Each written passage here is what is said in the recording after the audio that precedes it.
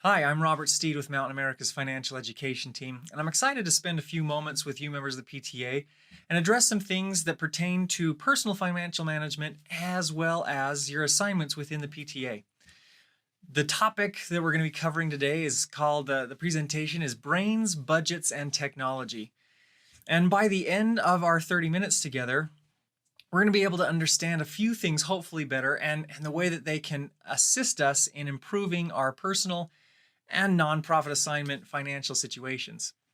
First, we're going to make sure we understand how the brain actually works in the decision-making process. This can hopefully help us make better decisions, more efficient, and as well as maybe better even collaboration. We might be able to recognize some things about ourselves and others as we're working through these processes. We'll also make sure to understand cognitive biases and the way that they play a role in our interactions, communications with ourselves and with others, and especially as we're making personal financial decisions. This will help us rethink ROI, our returns on investment, maybe to do so with a little bit more meaning. And then we'll be able to bring in the money. Once we've got that framework, that decision-making framework in place, then we'll bring in the money and actually demonstrate how technology can be a very useful tool in maintaining accountability to those decisions that we've made. So first, let's start off with the brain. Many of us don't realize that the brain, despite its very complex nature, is actually very simplistic in its functioning. Our brain processes things and labels experiences in one of really only two ways. Things that we experience on a day-to-day basis are either threatening or rewarding. Not always super rewarding or super threatening, but on that scale is kind of the way we tend to label things. If we got too much more complicated than that, we might feel a little bit of overload, believe it or not. The problem is that our brain defaults to threat. Now, we see this in financial experiences quite often. We are sitting, and I should say marketers, right? They recognize, as salespeople understand that our brains default to a threatened state of experience. And so that's why sales happens so often. Actually, sales could probably play into the reward or threat, but oftentimes we might find ourselves wanting to purchase something, and we find ourselves in a sale experience, right? We're in the store, we see the sale, and we think, oh, we start to feel that threat. We're going to miss out on an opportunity for a deal. We're not going to be able to accomplish our financial goal unless we do it this way. Also, we could get into that reward situation where, if we don't do it, if I don't purchase this right now, I'm not going to be as efficient or as effective, or I'm saving money by spending money. We get ourselves into that thought. We see how this threat and reward functionality exists, particularly in personal finances. When working with another person to make a financial decision, same thing can occur. We can either feel very rewarded or very threatened as we begin to communicate with each other, as we present ideas. And depending on how we react with each other, financial planning meetings are especially this way, because money is so symbolic and it's so essential to everything that we do, especially within a business function. That ideas being put down or the way we communicate, now suddenly we might find ourselves widening this chasm almost, somebody feeling threatened and continuing to go down that threatened rabbit hole and unable to recover to the point where they can begin to make decisions that are beneficial to the organization. This threat reward mentality is important to understand because this is the way we label experience. But going beyond that, to make a decision within those experiences, it can also be tricky because our brain has two decision-making centers, two decision-making pathways, and one operates much more quickly than the other. We might call the one that operates more quickly our caveman brain. It's the emotional brain. It's the brain that acts unconsciously. It's very fast and involuntary. These are not emotions that you are choosing to feel necessarily. This is that fight or flight kind of kicks in. It's especially prevalent in the threatening experience. It's also prevalent in the reward. We sometimes get down that reward rabbit hole, like I mentioned. Maybe we think of a good idea and we just keep going with it and going with it and going with it and building it up bigger and bigger and bigger. And now that emotion that's attached to this this reward center discussion is just ballooning it out of proportion. So this emotional caveman brain is meant to react quickly and to push things forward, to make action occur. That can be a good thing in many cases, but often if we allow it to dominate, then our rational brain, our rational decision-making route doesn't have an opportunity to really kick in. This is the, relatively speaking, again, these are milliseconds, these decision-making routes. Relatively speaking, this is more of the slow, controlled, rule-following decision portion of our brain. And so we need to make sure that we've got a way to enable our rational brain to kick in as we're having these financial discussions, both with ourselves, with spouses, with children, as we're trying to teach them about money, helping them understand how they experience these things as well, and within our own PTA assignments. Key to understanding this and making sure that we kind of conquer this this emotional default is an understanding of cognitive biases. Now, biases, we're very familiar with the term bias and how they form, though, and really the danger that they might play in financial decision making comes because we all operate in to a degree healthily in that emotional center, and these are called heuristics. We follow rules of thumb, trusting our gut. This is where we can make good decisions. In many cases, they have had good results, and so that's why we kind of trust that default rule in any given circumstance if we need to act quickly. The problem is that when we become too fully reliant on those heuristics, now we lock in an emotional decision-making process. That's when it becomes a bias. And that's when we start to have problems in our planning, in our communication with others, and the way we manage finances. And so some of these, let's introduce some of these biases.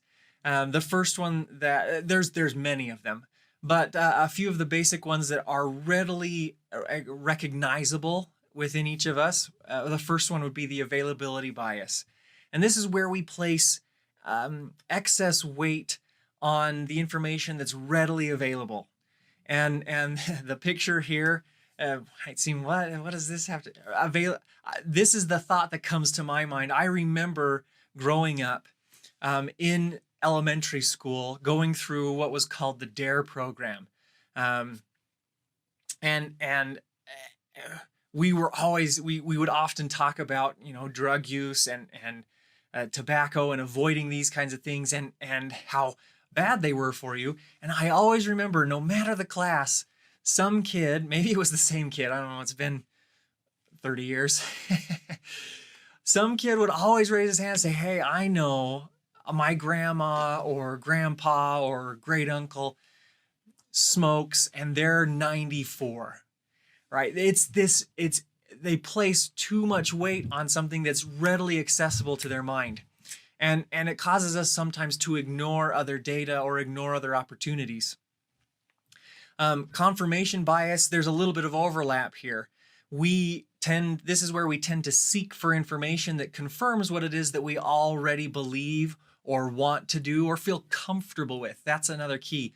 These biases keep us within a comfort zone that can often inhibit progress. And you can see this here, right? We see this all the time. We feel like we've listened to both sides of an argument and we're going to do our own research, and then boom, the first link that agrees with what it is that we already believe, that's a legitimate one. I found it. I knew it. I was right. And so financially speaking, this is, well, let's go through these and we'll kind of see how this applies as well with the familiarity bias, and we'll start to see these really starting to play out in some of the examples here. Familiarity bias is maybe a step beyond even availability and confirmation. It's even more of an expression of those two things. The familiarity bias is where we really tend to give excessive weight or authority to things that we're already familiar with. So we've had this information available and readily coming to mind, and we keep bringing it to mind, and then we confirm it through our own research, seeking for those things that establish its veracity. And then we begin to express that through the things that we're familiar with and continue to lean heavily on that. I have an example on here of these pictures of the chairs. Malcolm Gladwell, in one of these books right here, he wrote about this experience where Herman Miller, was a company in 1993, started making this chair that to people looked like it was from an alien spaceship. And as they ran tests on it, and people were like, this is so much more comfortable than what we're used to. But as soon as they would launch the product in a certain area, even after the tests in that area were very successful, people wouldn't buy it.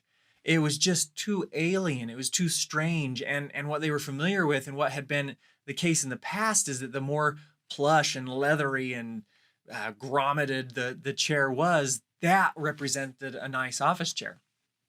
Now, obviously, some things occurred to tip it. I believe it was the tipping point where this was written about. And now, we in offices around the country, and I'm assuming many places in the world, we don't see the plush leather anymore. We see these, well, what I'm sitting on, the skeleton type chair, right? And so the key, maybe a key sentence here is, and this is where I say this can get in trouble with within your own PTA assignments, these conversations, the decisions that you're making financially to fundraise. Well, we've always done it this way, right? This is what we're familiar with. Personally, financially, it might be, well, I drive by that bank every day. It must be the best one. I've always invested in this, or I remember a couple of financial books by this particular author. It's this familiarity that we rely too heavily on. And really probably that key phrase, both personally as well as in any kind of organization, is, well, we've always done it this way. That's an expression of availability. This is the idea that's available to my mind. Familiarity, I'm comfortable with it. And then I rely on past success to confirm that it really is the best option. And so we get stuck in these emotional cycles, this emotion of comfort. One other bias to introduce and to get you thinking is this overconfidence or excessive optimism. All right, if any of you have ever seen the movie Napoleon Dynamite, Uncle Rico is probably the epitomization of this. Man, if Coach would have put me in 1982, we'd have been state champs. I could have won the game. It was all on me. This idea that we have maybe more control over a situation than we actually do. I've seen this a few times in the past, working with some small businesses, for example. We're good. We can get by without some really detailed accounting. We've always kind of made it through, we just kind of reconciled at the end. There's always these kinds of things. I'm good without a budget, personal finance. I've always been able to make it through. I just kind of wing it. We're good. Part of the problem with this is that there's also something called the fading affect bias that really kind of fits in this overconfidence, is that the further away we get from a particular experience, we tend to remember it in a slightly more rosy light, right? We default to threat, but over time we try and eliminate threat, that fight or flight.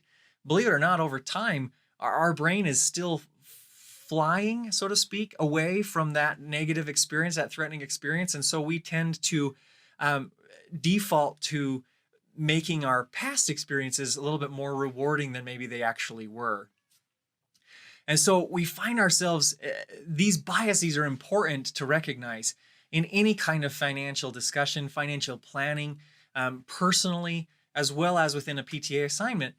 And it's once we get this process down and understand just how we are making financial decisions, in order to maybe supersede that, we have to get something that's even more powerful, something that can kick us out of that emotional situation. That's where we come to this idea of rethinking ROI, rethinking returns on our investment. Oftentimes we're very driven by the idea of, I can get a 10% return here, or I can get a higher return here, or more efficiency with my money here. And while that's often good, it's not always better or best. And that's generally the way that is most healthy to think about financial situations. Not necessarily in this idea of right or wrong. Is it right to do it this way or wrong to do it this way with our money? But more of a what's good, what's better? Is there something that's best? That is one mentality that I've found in the personal counseling sessions, financial counseling sessions that I've done, or education, that if people can get there, oftentimes some of the biases begin to be shed, because instead of this idea of, well, no, my way is the right way, it's, yeah, that's good, but I could also see value in this one. And so now we're starting to evaluate, okay, maybe it's not right or wrong. Maybe it really is an idea of, is there one that's better than the other? And so as we're rethinking returns on investment, what this looks like is we really need to begin not necessarily with what we've always done, but with what's the ideal experience here? What's the ideal self that we're seeking for? What's the ideal organization? What's the ideal PTA chapter for this region? What does it provide? What do we need? And when you get to that key value up at the top, then you start to brainstorm goals. You know, we've always done it this way, but really we're starting to find that there's a need here. Personal finance, it's the same thing. What's really driving me? Why I don't feel successful doing things the way we've always done it? What's maybe out of sync? It's called dissonance, when we're doing something that's not actually in alignment with what's most meaningful to us. We're experiencing cognitive dissonance. And if any of you are musicians, you know dissonance. It's that grinding and grating when two wavelengths don't fit. And to resolve that, you have to create harmony and realign it. Same thing with financial management and planning. And so you start with that idea, well, what's really needed? And maybe the way it's always been done is what fits the bill and what gets you where you need to go. But it's always helpful to sometimes reevaluate that. And then you just start brainstorming, listing, without worry about particular dollars or cents. List everything down and then start to organize it by level of importance. And then attach the numbers, and you'll start to see budgets materialize. You'll start to see agreement between spouses or partners, or even with yourself, as you start with this thing that's most important and begin to tie your money management and your fundraising and everything towards the things that you know are the most valuable. This allows you to really start to get 100% return on your investment, so to speak, with your finances and your financial management. Personally and within an organization, if you know that you are taking on just enough risk to get just the right return to match your values and goals, and you're accomplishing those values and goals, as soon as that accomplishment has occurred, 100% return, right? That's what we were thinking. It's not just about growth or comparison of different, I could have been in that market, or I could have been in that CD, and had I known about this financial institution, or, had we done what this other PTA had done, we might have gotten more money. I mean, honestly, who's going to ever complain about more money, right? But the idea is that often that comparison, that seeking simply for the higher return on investment, often leads to feeling of discontent and a lack of accomplishment. And now you're back in the threatening mindset. And you're experiencing maybe some establishment of biases.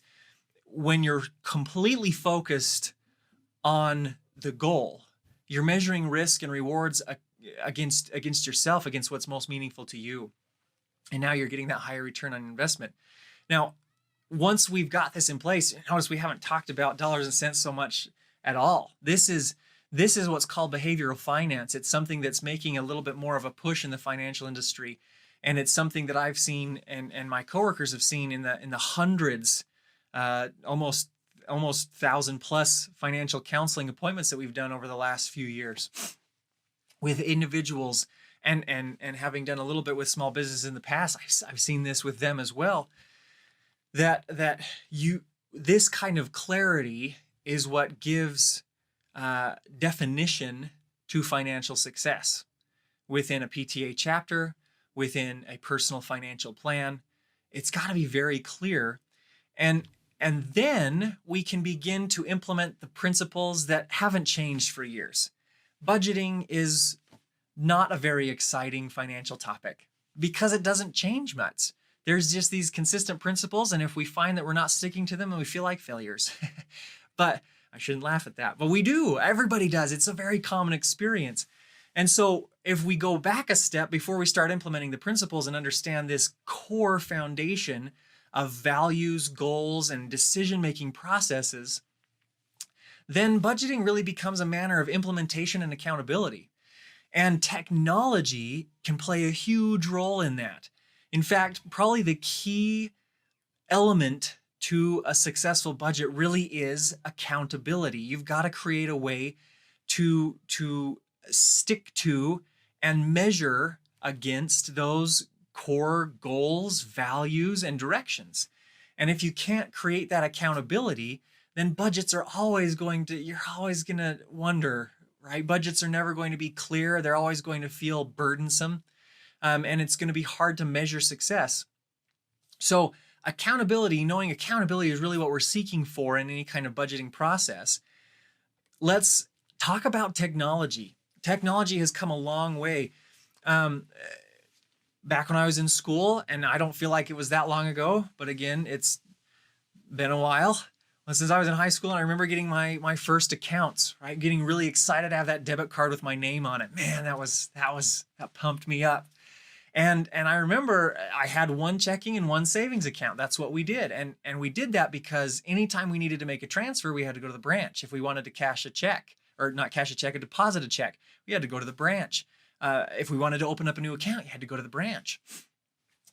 And so we almost have had this implicit learning. It's been passed on from parents to children implicitly. It's just what we do. Yeah, I just had one savings, maybe two savings account, a money market, and another, and a CD or something. But this implicit learning continues to pass these good financial behaviors on, but often eliminating the ability to get to the best ones.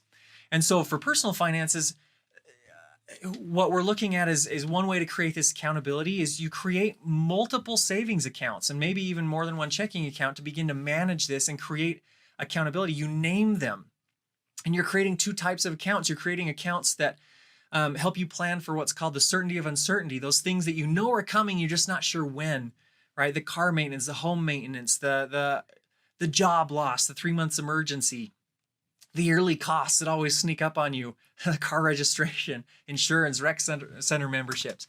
And so you're creating these things, and you're setting up automatic transfers to them. And so that the day you get paid, money is coming out of your check and immediately going where it needs to first, so that you're not tempted to spend it, so you don't make an accident with the money management.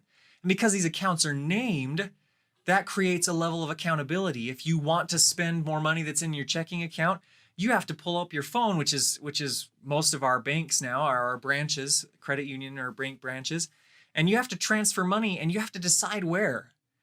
And if you're transferring out of the accounts that are preparing you for the uncertainty, well, now you're putting some other financial goals in jeopardy. If in case you do lose your job or the car breaks down. But then you've got these other accounts as well that are the definition of your financial success. Vacation, projects, toys, and you've named them. No, not just projects, but like Hawaii or new bathroom or whatever. And now you've got to decide, man, do I transfer do I put Hawaii in jeopardy for this momentary spend that I want to make? And so it creates that accountability. And with the automation of the transfers, the money's going where it needs to go first. You're accomplishing your goals without biases getting in the way, without that emotion or without that threatening feeling of having to transfer money away from your spending. For businesses, possibly for PTA chapters, there's ways to do some very similar things. You can create multiple accounts for maybe multiple projects. You've done some fundraising for particular projects and you're trying to split it up, whatever it might be. Name the accounts, and you're also creating transactional histories and recording where you can go back and see where you're pulling money from before you spend it. Yeah, okay, we're ready to spend on this particular event after this fundraiser, so let's go transfer the money from that particular project account. It's a way to begin that accounting process. And it creates, again, that same informational clarity and emotional accountability. If that seems a little uncomfortable or a little unwieldy, I'm not exactly sure who you've got as your treasurer or how comfortable they might feel with technology. But there are some other things that could be useful. If you're looking for ways to still use technology for accounting and effective transparency and accountability, there are other things, API connections, where you can pull transactional data automatically into accounting software if you're feeling really good about that, and if your particular chapter, or I'm sure that the state level uses accounting software and are probably familiar with it, where you can pull that transactional data and begin to label it and account for things. There are dependable tools that I've used in the past for small businesses that can do that same kind of a thing, where they can take your financial login and they will download automatically at a certain interval that you specify the transactional data into a spreadsheet, Google Sheets or an Excel sheet that you've designated, and now it's bringing it in automatically and you're able to account for it. You can do something very similar if you've never done this, where you can actually download that transactional data into what's called a CSV file, where it'll import it into Excel or Google Sheets or Numbers if you're a Mac person, and you can then begin to manipulate that data and account for it and make reports and create accountability again for your particular budgeting, and it's all connected to your more effective decision-making process. You've clarified where it is you're going and what's most applicable for you, either personally or in your particular chapters.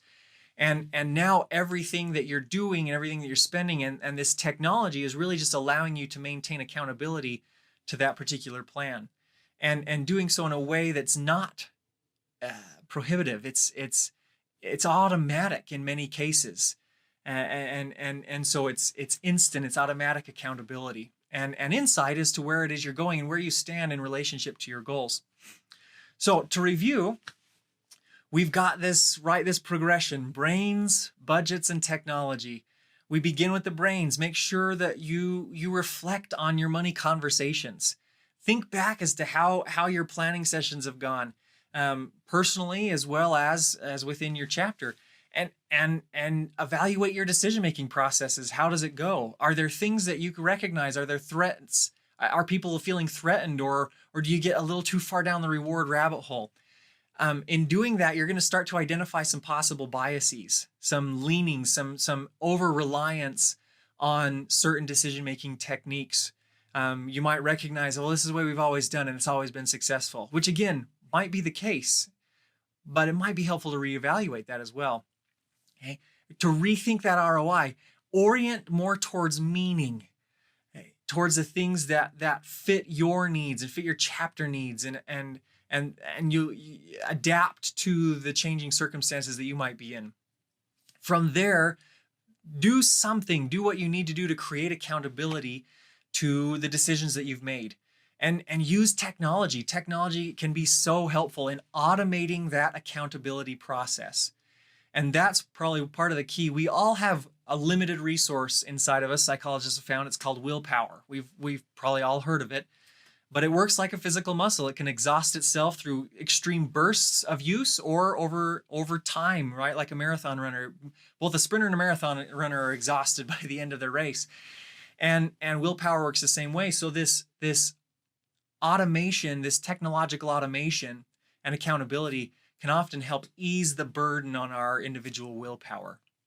So you see a little QR code down there. If any of you have questions, that QR code leads to actually a scheduler where I would love to sit down. We do that financial counseling. It's at no cost. You don't have to be a Mountain America member. I can't open accounts. And so there's opportunities for you to talk maybe through some of these things with me, and where we can sit down at no cost for an hour at your convenience if that's something that you might find useful. If not, ignore it and go on your way, and go seek to better understand your individual decision-making processes and how it's been impacting your financial success, either professionally, individually, within your volunteering, within the PTA. Thank you again so much for letting me spend a little bit of time with you, and I look forward to hearing and seeing some of the successes as you read about all of the different things that the PTA is doing to benefit the lives of children. So thank you for your work, and thanks for letting me be a part of it.